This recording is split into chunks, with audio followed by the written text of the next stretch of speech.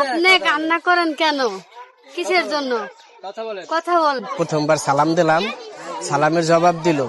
তারপরে দ্বিতীয়বার কান লাগাইলাম গাছের সাথে, দ্বিতীয়বার মনে করেন চিৎকারের আওয়াজ কথা বলছে, সেই সাথে দিচ্ছে নানান সমস্যার সমাধান।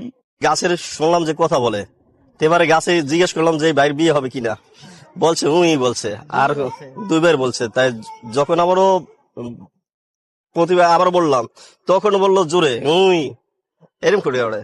এটা কি সত্য কি মিথ্যা একমাত্র আল্লাহ জানে। সালাম দিয়ে জিজ্ঞেস করলো, আসসালামু আলাইকুম, আপনি কি বাবা না মা?